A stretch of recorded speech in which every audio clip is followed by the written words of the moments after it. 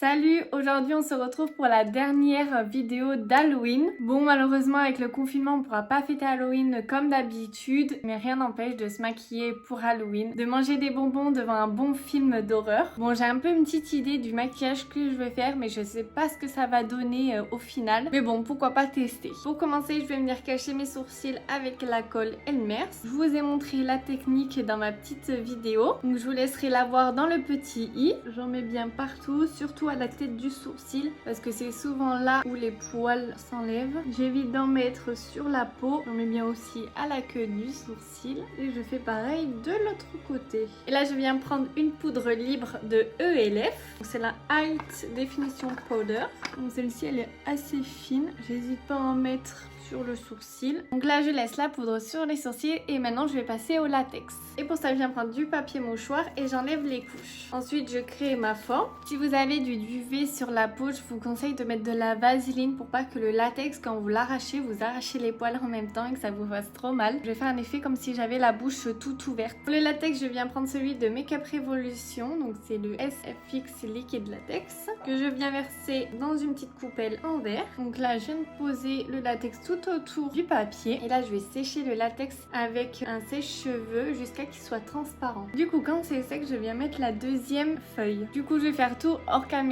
et je vous reprends après.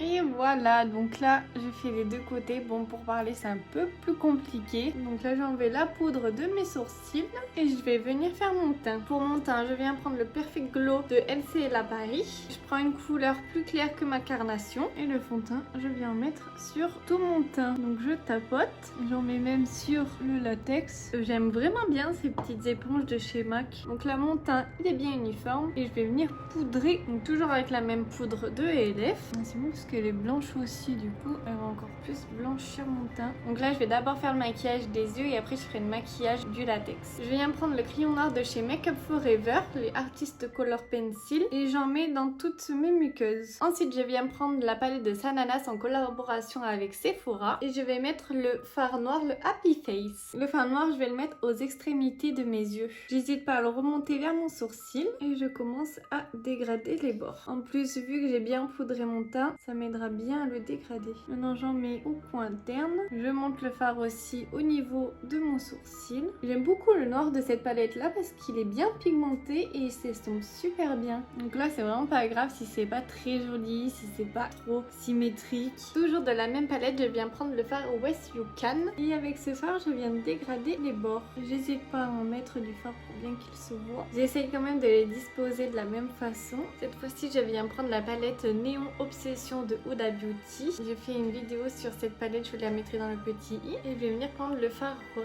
Je me dis que ce maquillage, ça n'a aucun sens.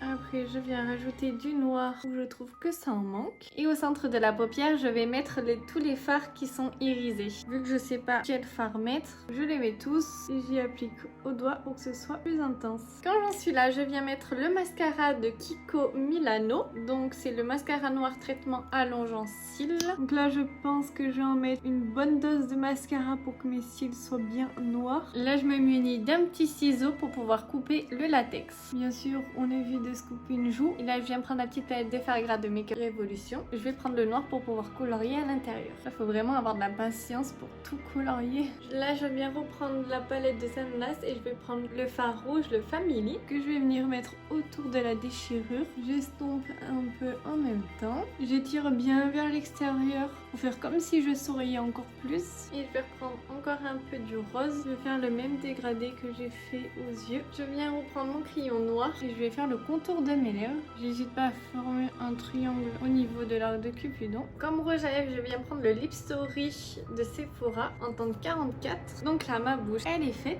Et là, je vais venir prendre mon ciseau et je vais venir faire des petites coupure à l'extrémité du latex pour faire comme si j'étais déchirée. Bien sûr on fait attention de pas se couper la joue et les yeux ça me va pas, du coup ce que je vais faire c'est que je vais descendre le fard noir pour faire comme les pics d'en haut mais en bas. C'est ça en maquillage aussi, c'est de voir ce qui va pas et de le changer. Je reprends les mêmes fards que j'ai mis en haut et bien sûr là je vais rajouter le faux sang. Je vais en mettre au niveau de mes yeux comme si ça coulait du sang. Je vais mettre aussi au niveau de la bouche.